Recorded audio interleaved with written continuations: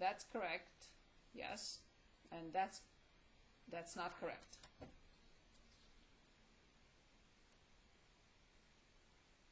Aha. Okay. Good. So let's see what else I messed up. So, yes, there is no t here.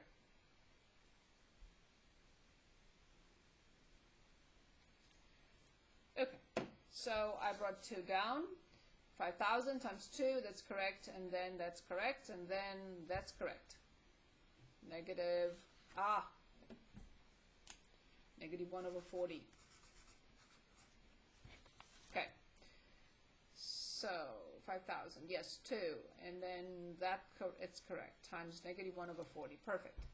Okay, now, when I simplify 2 by 2 and 40 by 2, I get 20.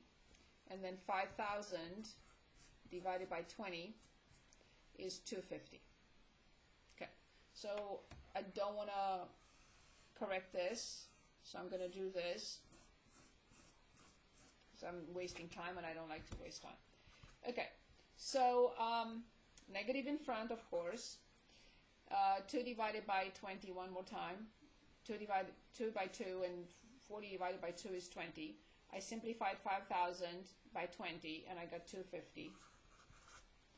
And then the parentheses, I have no choice. And if we want to go ahead and further simplify or not, I can keep it as is. But now I know the function is different. So negative 250 and parentheses 1 minus. In parentheses, careful with that. 1 divided by 40, close the parenthesis, and then x, and then close.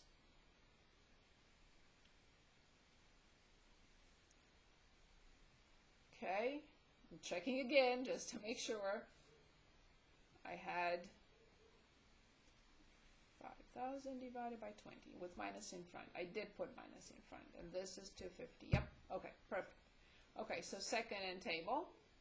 And now 0, 5, 10, 20, and 40, of course. Now we have the correct function. I have the correct function. You probably had the correct function. Okay. So negative 250, negative 218.8, negative 187.5, negative 125, and 0. Finally. Okay, so our next question is, at what time is the water flowing out the fastest? Measurement unit, we cannot forget the measurement unit. So the volume is measured in gallons, and the time is given to us in minutes. So all these rates of change are negative 250 gallons per minute, negative 218.8 gallons per minute, negative 187.5 gallons per minute, negative 125 gallons per minute, and 0 gallons per minute.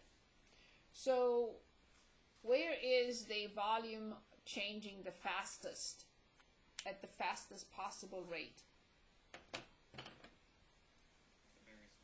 Of course. So at t equals 0 minutes, v prime of t is the fastest, gallons per minute, fastest. Where is it the lowest possible speed of emptying or flowing out the fastest, the slowest? T equals 40. Exactly, when there is nothing left. So when t equals 40 minutes, v prime of t, I should write 40, and here I should write 0 because it's the exact value, is 0 gallons per minute. Slowest, of course, because there is nothing left.